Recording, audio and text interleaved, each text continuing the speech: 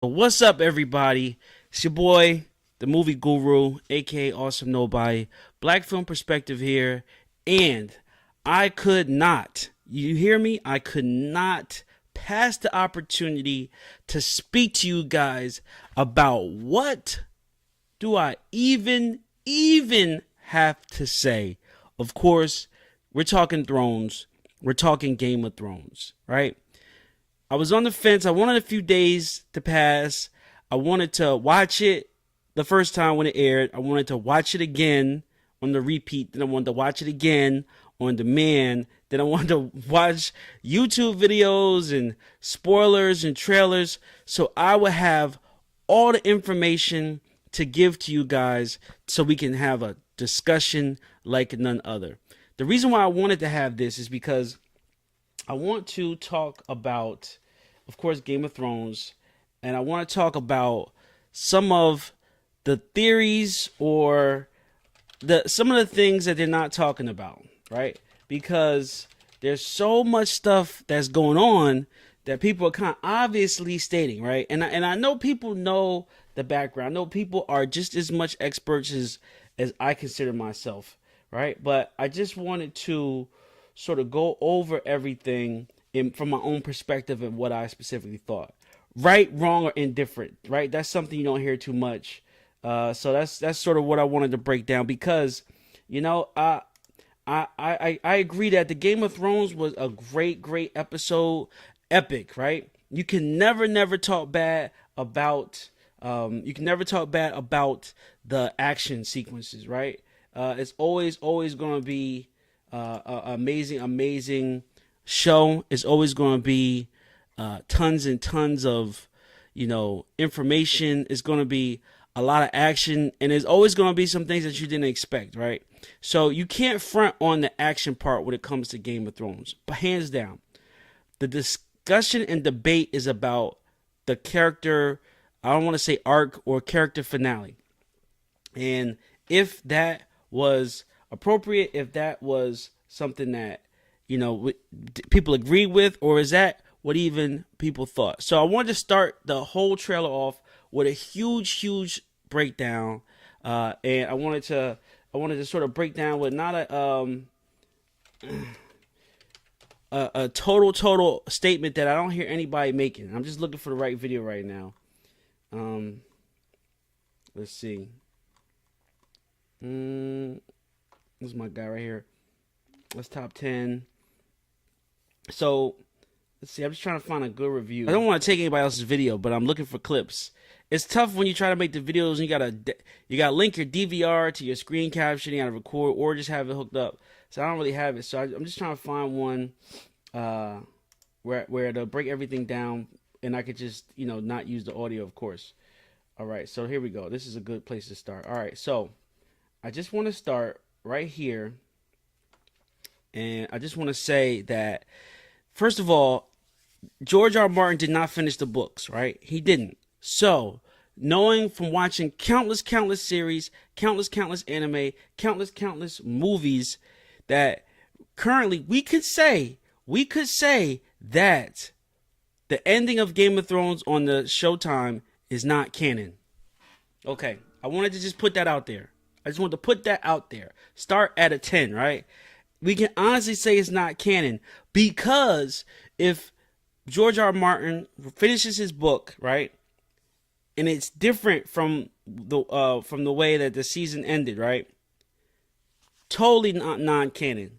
That it could totally be the canon would be in the books. Now, usually it works opposite because, for instance, Star Wars, right? There's tons and tons of Star Wars books that up until The Last Jedi came out was canon, and as soon as Last Jedi came out, all that stuff was out the window.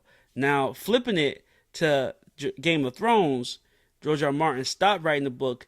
They went past the ending. They went past to where he stopped at and kept making episodes and storylines, and then they finished it. And then all this crap happened. People unhappy because it wasn't written by George R. R. Martin. So we get 100% is not canon. So therefore, any theory that you can think of can still be correct. Any theory. So you can say that, yo, I'm not gonna throw the spoilers yet, but you can say like, "Oh, I wanted it to end differently." Blah blah blah. Bam bam bam. 1 2 3. Jab jab hook, and it can be true because George R. R. Martin has not given his final approach. He could rewrite it, and the whole thing could be okay. This is what we're gonna do. This is gonna happen. That's gonna happen. That's gonna happen. And so I mean, so that's just breaking it down. So let's get into the episode breakdown. Thank you guys for watching this with me. Thank you guys who supported me. Follow my my podcast I have. It is on Spotify. It is iTunes, SoundCloud. It's at movie_guru_podcast. We're just strolling along. And then I'm trying to get more videos like this because I feel like this is what more people want. Just to see you is one thing to hear you, but now you got to add that whole visual aspect to it. So, whenever this trailer is done. So, let's start with Cersei. Apparently, this video that I'm going by is starting with Cersei. So, everybody's upset, right? Cersei. But how epic was it for her, right? To stand there and start her day off at 100%.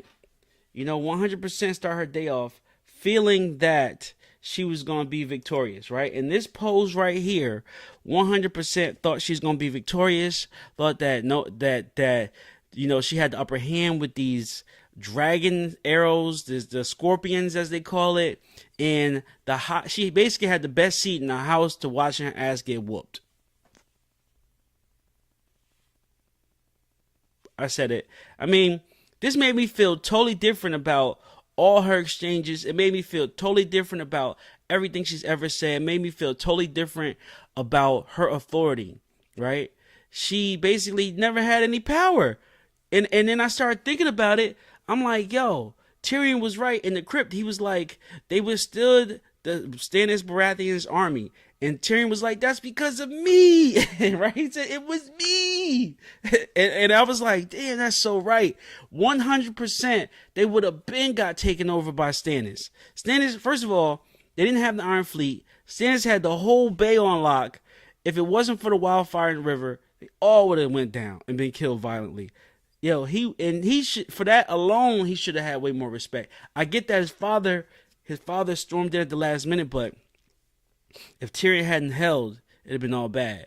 You had Cersei in the crypt or in the keep. You had her son, who was the fake king. He was running back to her. You had the Hound leave. Like it was going up Schitt's Creek really fast, and it was just Tyrion. And then she's gonna have him set up mid battlefield. Come on now, that was beyond anything. And I understand how they're saying like they wanted her death to be more satisfying, but honestly, there's no way that she could have died. Spoiler alert, that could have made everybody satisfied. Like honestly, a building falling on your fucking head is pretty much as brutal as it can get. I mean, because all right, play it like this: her and Jaime are in the basement, the keep, right? The whole castle falls on them. We're part of the castle. They're trapped underneath all that rubble. Let's say they survive. Right? They survive, and then but her legs are pinned. She'll mess around and be alive and starve to death for 3 more days, which is beyond crazy. That's beyond crazy. And that's horrible to be pinned, can't move, starve to death. And really get a chance to think about, man, I did this to myself. Like that those were probably the longest 3 days starving herself that anyone could ever have, So, I mean, that's pretty brutal if you put it like that. Jaime was probably, for his good deeds, he's probably killed instantly. But, this also puts me to another point that Daenerys should have just flown with the 3 dragons to King's Landing day one. As soon as she touched down on Westeros, be like, yo, hold up, I'm gonna be right back. Fly over to Westeros, burn down the door, the barriers. There was no scorpions at the time, but just everybody. Then fly around to the castle, burn like 1 or 2, sides of the castle, call for their surrender, and then come back with the full army. It'd have been done. It'd have been a rizap. It'd been a 1-2 jab, punch, hook, wrap. And then she would have had the whole game. Then she would have, because she 100% took so much BS from Cersei for no reason. I mean, think about it when Jon and the whole dog squad, I call it dog squad, went across the wall, brought the White Walker back, and then they had to sit down with her and talk and show her and get her allegiance. Like, kiss her ass for what? She was a fake queen. She took the throne. It wasn't hers. Like, they should have just went in there with the full army. This is why I say people like, yo, writing sucks. Now, I'm not sure if that part was in the novels for George R. R. Martin or not.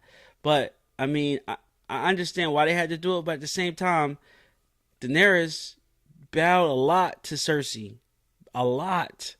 There's no point. It was actually no point for her to bow to Cersei that much. So that's what I was saying. Like, when you see her in this next scene, like, of course she's distraught. Of course she's distraught.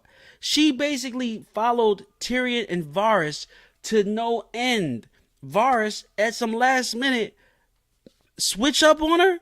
Come on, bruh. Last minute switch up on her like that? Yo, she didn't even have to take him in, right? She took him in on a cosign from Tyrion. For real. And then Tyrion was like, nah, he's good. It's my boy. Yeah, he's straight. No, he wasn't. He was not straight. That's why you don't put your name on the line for people.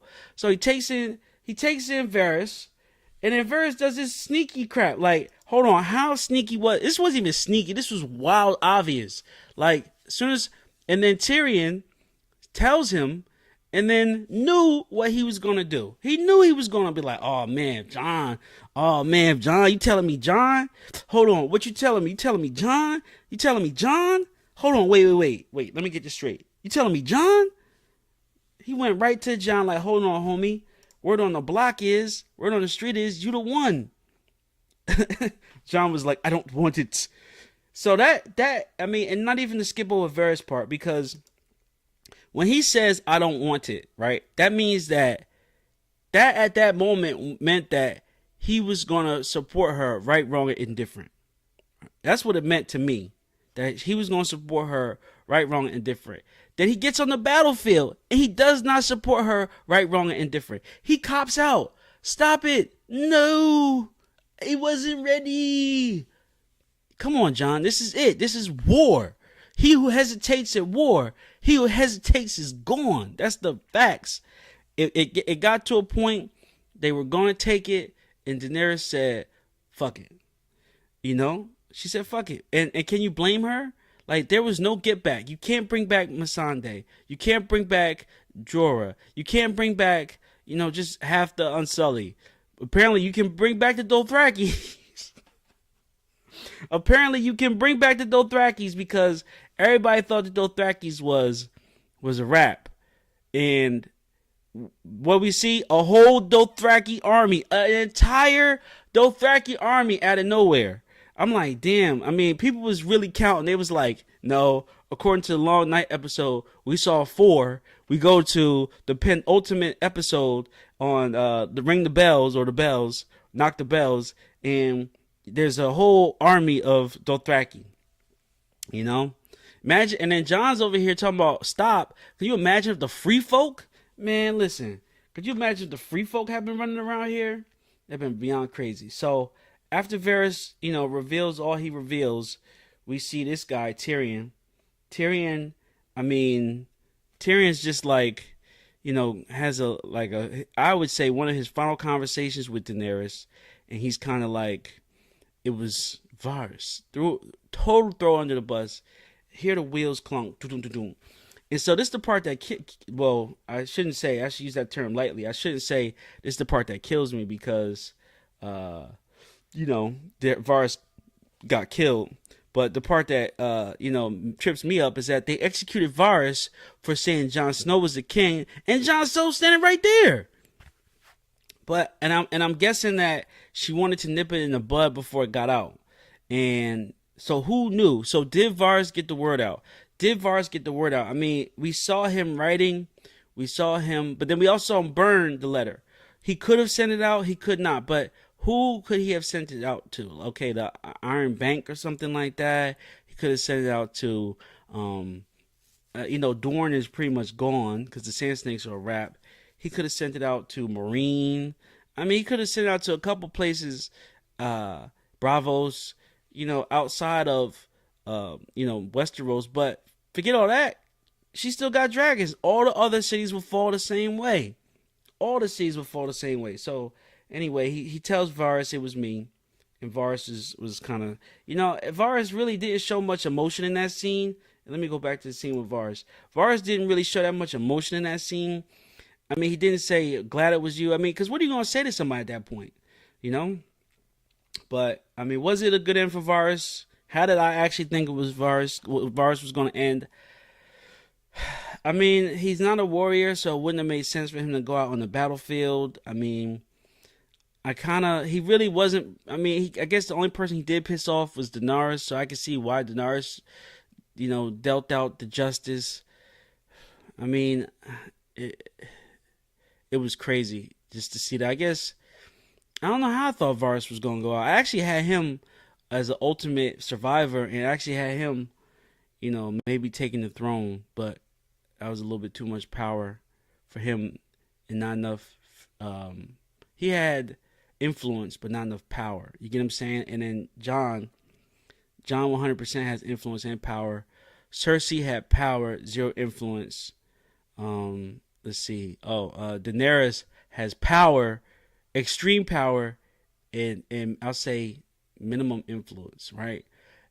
That's what I would say. So that's probably why Daenerys went out. I would say the only one who had a fitting death for their character was Littlefinger. 100% Littlefinger couldn't have asked for a better death. And even though it was crazy, I'm sure for him or the character, like what else? You're not going to retire at that age. You're not going to retire in that situation. All right, let's just get to the beef. Let's get to the beef. Let's get to the action. This mofo, Euron. What is dead cannot be drowned, right? Straight up, balls to the wall. Extreme confidence for taking out a dragon. Second man alive behind Bronn to shoot at a dragon, and take it out, or even come close in 1,000 years, right? Now, at this point, there was a lot of spoilers out on the internet saying that what did Euron see, because he was kind of doing this, and they were making it sound like, Drogon had put out this dragon call, and 1,000 dragons were going to swarm, from what Tyrion and Jorah had seen in the earlier season when Jorah got Grey Worm, when they were going through, I forget that area's name, but no, I knew that wasn't going to happen. First of all, they already spending millions and millions. You always see the memes and they talk about the budgets being low. I knew that they weren't going to, they weren't going to add a whole bunch of dragons. That would have totally. You talk about people be upset. People have been way upset. I mean, it was already one-sided enough with one dragon. Imagine if there was three, or if they went back to two, even two. So I'm glad they didn't go that route. I am disappointed because apparently Daenerys and Drogon have extreme fighting skills, and there was a lot of ships. I was worried about a whole bunch of arrows being shot at the same time, but apparently it was not a factor at all. At all. She dodged every single one of those scorpion arrows from those ships and burnt them all. I mean, I guess they kind of downscaled it, so you don't really understand, like, because I guess during the night battle we didn't see them do much except a lot of air fighting, but I guess they did do a lot. I kind of feel like she could have won the whole war for the long night with just the dragons, because at that time they had two dragons. I don't know, maybe they were doing more, we just didn't see it. And like I said, those budgets bounced out, so they had all the CGI Night Walkers. They couldn't have all the dragons in the same scene, so whatever. But Euron totally missed. He got blown up. He was little influence. Going back to Cersei, I mean, just bright-eyed and bushy-tailed, had total faith in Euron. Total faith in Euron. I can't say it again. She had total faith in Euron. I mean, I'm trying to see, like, has he delivered that much? I mean, I guess if he killed one dragon, he's like, yo, I could kill two. But at the same time, they're like, yo, why didn't you kill the second one at that moment? You could have, and it failed. I mean, she had faith for the Scorpions, failed because that was Qyburn's, um, Qyburn's, addition to the army was the Scorpions or whatever, and he just had to come to her and say, "My lady, the whole Iron Fleet is gone. All the Scorpions are gone. Unsullied are the gates. It's over." And she didn't want to believe it. All we need is one good shot. One good shot. Yo, even if, all right, let's play devil advocate. Even if she killed the dragon, Drogon, there was no way that the Golden Army was gonna beat the Unsullied or the Red Keep or the King's Guard. There was no way they were gonna beat the Unsullied. No way. It was over from the beginning. It was the weak. Who would have thought King's Landing had the weakest defenses and was the weakest army out of everybody? I understand she had to buy the Golden Army. They was so weak. They wasn't even looking strong at the front gates. It's a joke, man. So whatever, but I guess that's how it goes. So Euron, total letdown, and I'm happy. I mean, had to fight with Jaime. Jaime, not the man he once was. On a side note, I don't ever think Jaime was the man that he once was. I understand they were saying that, he was good in competition and, he had trained. But listen, I'll put it like this. If you, and let's say middle school and high school, you ran track and you were a state champion in track. Anytime you see a guy 10 years, 20 years after high school, yo, I was that dude in high school. That's who Jaime was. Jaime is the epitome of I was that dude in high school. Everybody be like, yo, he was nice on the track, or even he was nice in basketball in high school, or yo, he was nice in football in high school. He didn't play for the pros. Right, he was on and that's to me that's Jaime. So I think that at one point his skills was something to be aware of, but I mean as you grow older, I mean things change, and he was doing more of this to everybody, having everybody scared of him than actually working on his skills. So I think over time, after high school, which is my theoretical, doing all the tournaments, his skills went to the basement. I don't think he could have beaten Ned Stark when they had their fight. 100%. Now, granted that Ned Stark, when Bronn went back in time and he was fighting outside his sister's castle, and he was going to lose to the guy, but he actually won with the help of the soldier who stabbed him in the back, who stabbed the other guy in the back. And then that sort of gave him the reputation as a great swordsman. He really was. He was just okay. I think Jaime was just an okay swordsman. I mean, hands down, the best swordsmen are Braun, and are the Hound and the Mountain. Those are the best. I mean, from seeing, the guy from Dorne, Mortel, Oberyn Mortel. Shit, he was up. He was top 5. Shit, he might have been honestly. Oberyn might have been number 1 for what it was worth. I mean, he lost on technicality, and the loss is still lost, but. He 100% was a beast, I mean, he took down the Mountain, like more than anybody while he was a man. So that was a pretty big feat right there.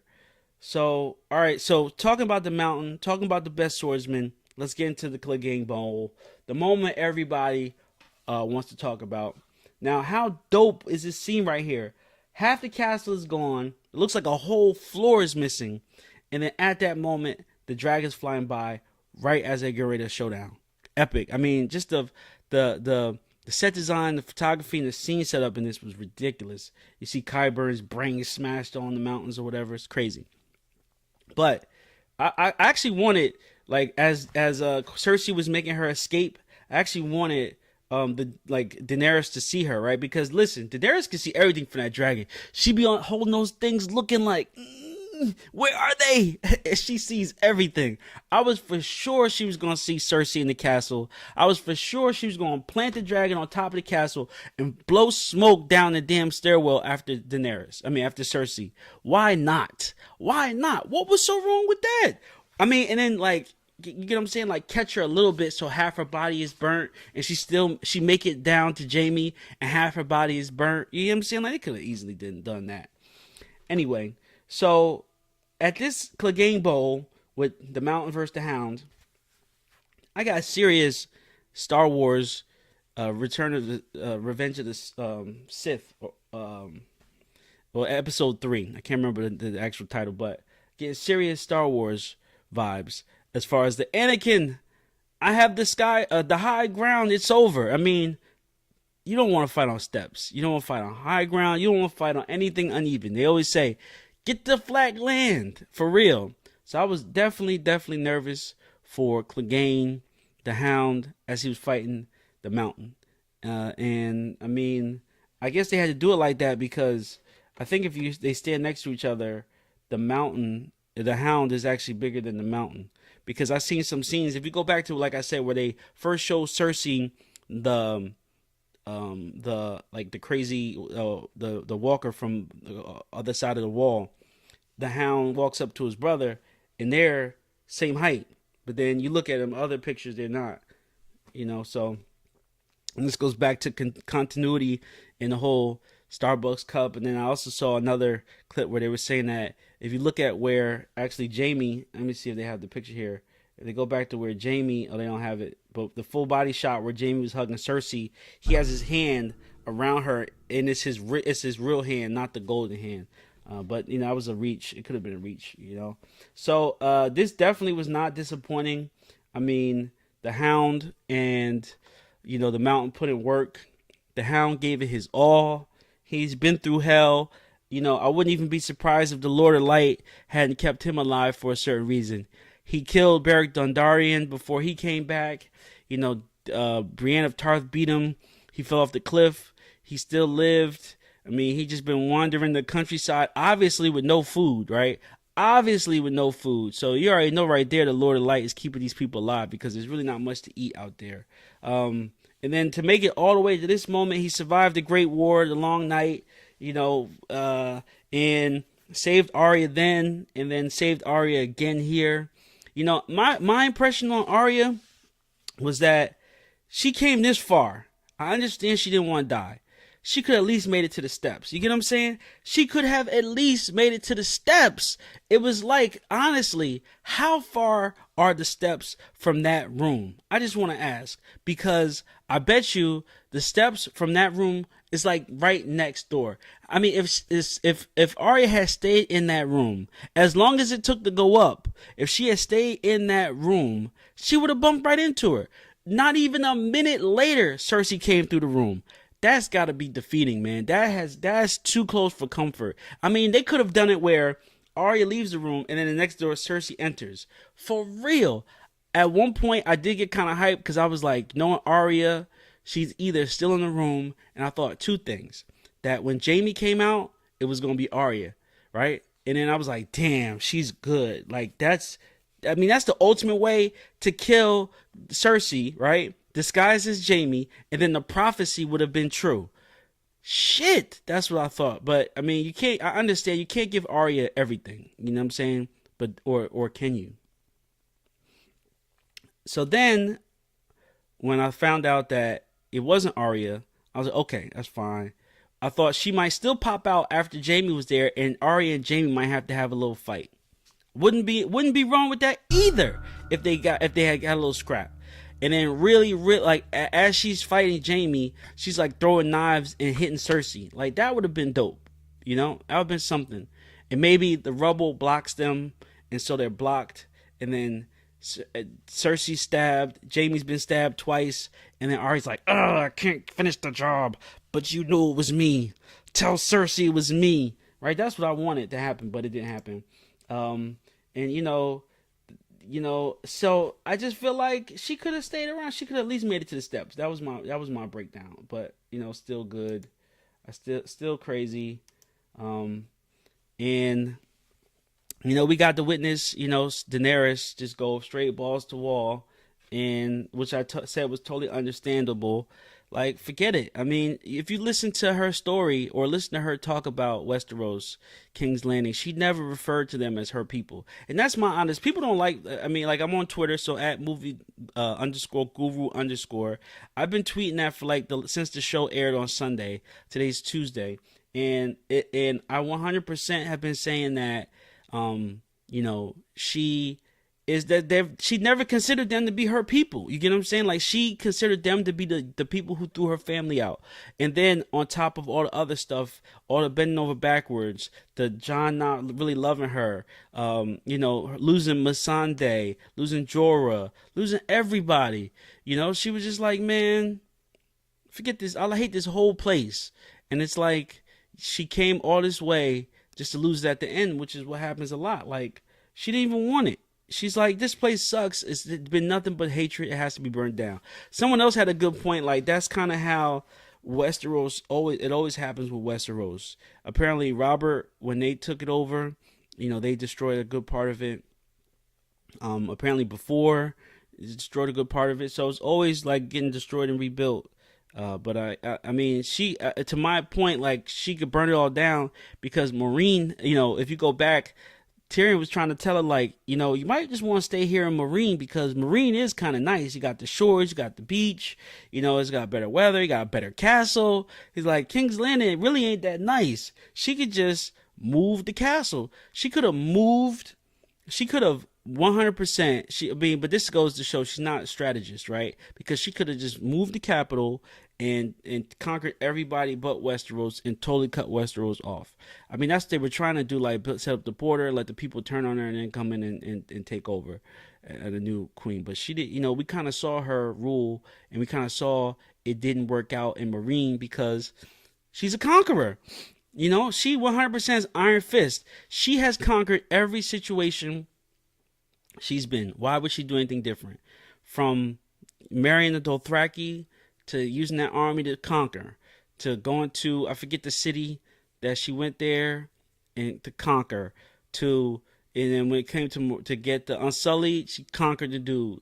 When she got to Marine, conquered there. Now she came over to Westeros, she had the biggest battle, which was the Long Night, and then from there, what else? Westeros, conquer. Like, she's not playing. She's not playing at all with conquering. So she's a conqueror. Some people are conquerors. Some people are lovers. Some people are fighters. Jon Snow's a fighter. Daenerys is a conqueror. I'm trying to think. Gendry is a lover. Gendry is a lover. And I brought up Gendry for a reason because 100% Gendry. Listen, man, Gendry's been laying the log a lot, right? He the Red Queen, Arya. I wouldn't put it past him that he got a couple more under his belt that y'all know about, But Gendry out here laying the hammer and laying the pipe, one and the same. Okay, so shouts out to Gendry being a lover, right? So is Daenerys justified? 100%. It's 100% in her character. There's no character arc. They never made her out to be this nice person. They made her out to have little tolerance and a quick temper. That was it. She had a goal, right, up here to take the 7 kingdoms. She had just a little bit of tolerance and a quicker temper. That's all how it's always been. So, I mean, it always happens that she tries to come in all nice. They take her in, then they backstab her, and then she goes apeshit. That's her story. That's her arc. So right away, I mean, I honestly would not be not be upset if Daenerys didn't keep the throne. She took the throne. I want to put that in perspective. She took the throne. Yes. Can she keep the throne? That's up for question because now what they're saying, and spoiler alert, there was some information that leaked on Reddit, but since then that account has been taken down, where there was multiple stories. Some conflicted with each other, some didn't. But they are saying that Daenerys is going to make it to the throne, but not rule. I understand. If she doesn't rule, and if they take her out, it definitely could be Jon Snow. But Jon Snow said he doesn't want it. I'm kind of like, why not? At this point, you've been through so much. You were boots on the ground. Why go back to he can't go back to the simple life. People were saying that he does go back above beyond the wall or sit on the wall or something and Sansa becomes the queen and Bronn, rules the North. And I heard a flip where Bronn actually becomes the king, and but I don't see that actually happen. That's the worst ending ever. And then you see Sansa rule the North. Sansa, to me, a better ending the rampage she's on. I do feel like in some stories the bad guys have to win, and They did now, like I said, this is why I say this is not canon, right? Because George R. R. Martin did say everyone was going to die. He said that like in season one or the first book, everybody's going to die. So what I would like to happen would be balls to the wall. Daenerys, now that she's on the throne, be like, Jon, all that, it was good, it was fun with us, but you and your sister, way too much. Jon and Grey Worm face off. I would say either they kill each other or Grey Worm dies. Jon Snow's hurt and then dies later. Then I would like to see Dany go back, fly the dragon to Winterfell, give Sansa, kiss Sansa by fire one more time because she's got the red hair. Be cool with Bronn, let Bronn become the three-eyed raven, and then just rule the Seven Kingdoms. And then, that's what I would like to see, honestly. And I would like to see her on the throne. And Tyrion's going to get it too. I mean, Tyrion's failed for his last time by letting his brother escape. We all know that. So she's definitely going to execute Tyrion.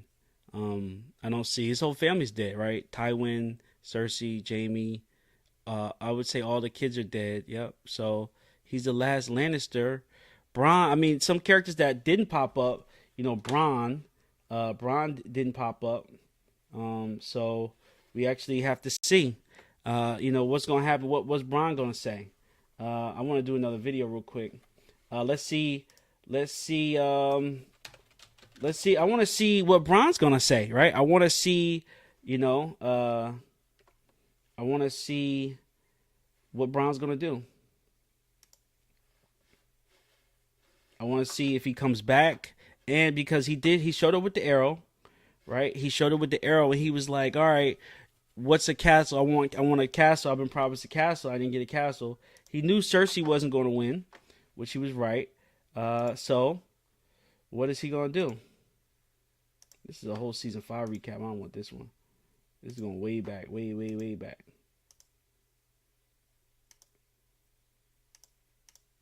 And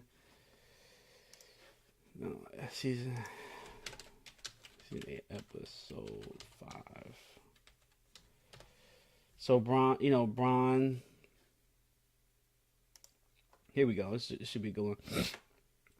So yeah, man, Bronn wants to get back, and Bronn deserves it, man, because he first got Tyrion off the fight to survive. Then he helped Jaime learn how to fight again, and just everything that he did was for the Lannisters. He's owed something. I mean, the fighting's definitely over. I mean, someone was saying like how crazy would it be? This is all theories now, kind of unrelated. If Bronn came in last minute after everybody else had fought and sort of took the throne himself, right? That would be crazy if Bronn did it. But Bronn doesn't have enough power and influence. They might turn on him. Does Daenerys know Bronn? I don't think Daenerys knows of Bronn. So basically, if Tyrion dies, so this is the thing: if Tyrion dies, nobody else has his back to keep what he was looking for. So I don't know. It's kind of weird. So I kind of feel like Bronn has to try to keep Tyrion alive. So let's say Daenerys takes takes Tyrion, has him kidnapped, and get ready to execute him.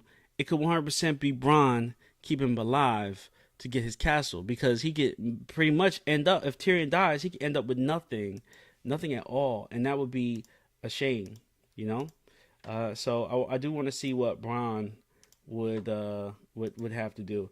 I'm going back to that picture right there. I just saw Daenerys. I mean, this was Daenerys at her finest, man. I mean, when she was, I can't find it now. When she was in the Khaleesi, that was actually the dopest thing that she could have ever done. She should have 100% stayed over there in this scene, and she should have just ruled those people, because she does better with those situations, like when they were slaves and she freed them. Even though she was getting a lot of back talk from the rich elders, man, she did way better when it came to ruling them. She's not a ruler, And I want to talk about the Golden Army for a second, because they weren't worth 2 cents at all, man. The Golden Army wasn't worth I want to say the paper they poo-pooed on, right? You know what I'm saying? It was worth, look how many ships it was. She burned all those ships down. I mean, I can honestly count like right here 20, right? So if I say 20, this has to be like 40. This has to be like 60. I'll say this has to be like 80. I can almost say it's 100 ships, man. I mean, how much fire, does that dragon have? It's like a tongue twister. And I'm horrible at tongue twisters, but how much wood could a woodchuck chuck if a woodchuck could chuck wood, huh? How much smoke could a dragon smoke if a dragon could smoke smoke, right? Jesus, something like that. Like the dragon was letting shit go. I mean, and then this totally destroyed these noobs. I think that they were noobs. Like this guy looked like a noob. I mean, his arm was a little bit tarnished, didn't have any marks on it. He was total noob. And I mean, he just got manhandled. I mean, they weren't ready, they weren't prepared. I mean, but then at the same time, would anybody be versus a dragon if you haven't seen one in 1,000 years? Braun was prepared with one scorpion. They had 15. They probably had, if it was 100 ships, as 100 scorpions. If they had, depending on how big King's Landing is, they might have had 50 scorpions on the roof. Like, come on, man. Braun only needed one. Uno mas. For real, though. So, I mean, that was crazy. I mean, Drogon went nuts. His whole family had been killed. He had to do it for his family. And that's exactly what he did, man. He just went through there and laid down fire and brimstone. Fire and brimstone is what he did. I mean, that's why I was saying, like, there's nobody who could beat her. There's no other country now that can beat her. And then these fools, it's always one guy. And this guy right here, I know he's an extra. That guy right there totally, totally let down his whole. And that's why it's always better to just fight to the end, right? No matter what. Throw down your swords in a situation where you basically you left yourself open and vulnerable. So that was kind of a shame. Grey Worm was with all the shits. Grey Worm was with all the death and destruction. He did not care anymore. He lost Missandei, and it's the people. Like, and someone else had a good meme. They were saying like, you know, if you were felt sorry for the people of Westeros, remember they were the ones who were cheering when Ned Stark got his head cut off. Like, I mean, and I'm pretty sure they supported a lot of her fuckery, and they were just snobs to begin with, right? So I would 100% say that was not a good one. I also want to talk about Arya and her little escape here. I mean, what were the chances, honestly, what were the chances of Arya making it out here alive, man? Oh my gosh. With all that going on, she honestly, that's PTSD to the max, for real. She would have PTSD to the max. So there's been a lot of talk about this scene when she kind of emerges from the ashes rubble. Only a couple of scratches on her. I would go as far as to say not a scratch on her. Of course she had blood on her face and stuff, but and then the white horse shows up, and I would say some people were saying that it was either her dad, Ned Stark, sending the horse, and I like that just because it's sentimental, but unlikely. He hasn't done shit the rest since his head got cut off. Then you talk about Bronn being a warg, and warging the horse to her, because we haven't heard from or seen of Bronn this whole episode. He's supposed to be such an important figure. I don't even think we're going to hear from him next episode. And then looking at the way things have been going, the Lord of Light has been playing more chess in this battle, and I would go as far as to say that the Lord of Light sent the horse to Arya, because apparently Beric Dondarric's whole life was about the moment to save her in King's Land. I mean, in Winterfell. I would say it's his horse's same journey to be there at that exact moment to survive, to save Arya. So I would say I would go for the Lord of Light. So does this mean? So what does that mean? So if the Lord of Light did send her that horse to get her out of there, okay, that must mean that he's not done with her. And does that mean that not done with her to kill Daenerys? Right? Because if anything, whatever the Lord of Light's intentions could be, wouldn't it have been to stop this destruction? Right? There's really no more need for the Lord of Light at this point, because if he's keeping Arya alive to kill Daenerys, right? Right? Why wouldn't he do it before the army, right? Before the war, right? Why would he let all this stuff go on and then now it's time to kill her after Westeros has been flatly destroyed? No, I don't know. I mean, that's why it's kind of weird. I think like That's why I said this stuff is not canon. Like, this is not written by George R. R. Martin. It's not canon. It's not official. So that's why it's just plot holes, plot holes, plot holes, plot holes. Right? Um, if he did send the horse to kill Daenerys, and then after that, her thing is done. You know, she's on her last life. I mean, she might as well go back to Bravos and start the assassin school. I agree that she's going to disappear again and go to Bravos. I mean, I already know that's going to happen. It just depends on when. It just depends on when, and I'm gonna review the trailer and I'll revisit that. Yeah, so I mean that was pretty much how I ended, and you know, all my theories and breakdowns. So now I'm gonna do I'm gonna watch the trailer. The trailer for the last episode was really short. Um, and let's see, and they explained. Here we go. Episode. How long is this? 6 minutes. So this should be good. So this is episode 6. This is the trailer that previewed after the breakdown after the episode was over. So let's see.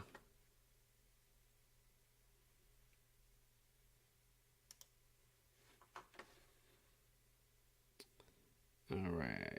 So yeah, here's the trailer. I want to go back there. So we see Tyrion. So here's the trailer. We see Tyrion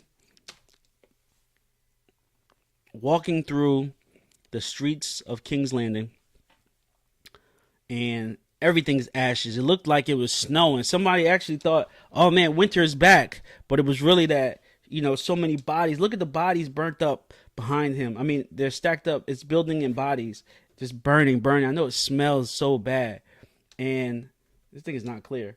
And here you go. You see Arya. You see Arya walking. Can I get a clear shot? So you see Arya walking.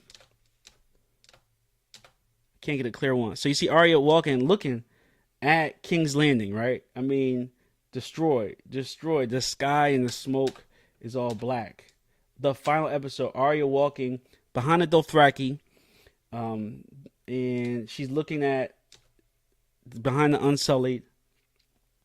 She has to be looking at Daenerys because they show later in the clip, and it kind of looks like she's like, man, I can't believe you did this, you know, because her whole last part was trying to save that woman who, you know, the Hound pushed her back and wasn't able to get inside the keep. So she was on the streets where technically wasn't safe. So I mean, listen, this shot here lets you know that the Unsullied is not at a loss. I mean, this was probably the easiest battle they ever fought for 100%. They got it on lock right now, and between the Dothraki and the Unsullied, she still got a large army. Tyrion's walking back to, I'm sure, to have her final conversation with Daenerys, and here she comes out. And I was trying to figure out where she came out. She has to be in the castle somewhere, and she's like, you know, I took this all with fire. She is the burning queen. She's now the ruler of rubble. I mean, that was what she said. You know, to the Queen of Highgarden, Tully, like, hey, be a dragon. You're a dragon, be a dragon. And that's what she became. And, you know, she really, I feel like that's what she had to become. She had to become a dragon. 100%. You know, 100%. Like, really, they got no other clips in it, in the trailer breakdown. Just that. And what do you think next? Like I was saying, I do think that we're gonna find out, you know, as far as who I feel like we're gonna see Bronn. Like, so I'll start from the top. So in season 6, the finale, who we're gonna see? Bronn pop his head in. We're gonna see Tyrion and Daenerys have a totally different relationship. We're gonna see Sansa. We're gonna see Bronn. We're gonna see. I don't think. Well, I think Brianna is finished. She's gonna stay in Winterfell. But if we see Sansa, of course Sansa would go to. I mean, of course Brianna will go with Sansa if she goes to King's Landing. But I don't think she's gonna go. That's what I'm saying. Everything's gonna happen at Winterfell. We're gonna see Jon. We're gonna see, you know, Jon's right hand man now. We're gonna see. So I mean, it's gonna be tough. I don't want to put too much predictions, but my ultimate prediction is that I'm rooting for Daenerys, so I got Daenerys in the sweep. There was spoilers that said that Jon does kill Daenerys, which is spoiler alert. I mean, if Daenerys does go out, it's gonna be up close. And then they were saying that the reason that the dragon didn't kill him after killing her is because he recognized Jon as a Targaryen. But then Jon's not gonna take the throne, and it's gonna be Sansa, and that's the stupidest ending ever, man. Like I now that would make me more mad than people got for this episode. I would honestly be like, all right, I wasted mad years watching this for it to end so stupidly for Sansa to be on the throne. I mean, I guess you could say she kind of wanted that from the beginning because she always said, "Oh, I just want to be married to Joffrey," and we see how that turned out. So I don't like her smug attitude, man. Like, as soon as Daenerys pulled up, she was like, psh. Look, Daenerys came through the whole army to save Winterfell, all right? If it wasn't for her, Jon wouldn't have been alive. If it wasn't for her, a lot of y'all wouldn't have been alive. And they're kind of disrespecting Daenerys. So, I mean, I guess the only way to figure out is to watch it next week. Sunday, I will be live tweeting. Follow me on Twitter at movie_guru_. Thank you for follows, likes, and subscriptions. Leave me a comment. I'm happy I did this and got it all out. Now you know my theories. You got me on the side of Daenerys. You got me trying to predict what's going to happen, and I think we had some good commentary, so I hope you enjoyed everything. I am the Movie Guru, a.k.a. Awesome Nobody, and this is the Movie Guru Podcast. Game of Thrones, Season 5, breakdown, episode 6, review and predictions. So I hope you guys enjoyed it. I know I did. So until next time, peace.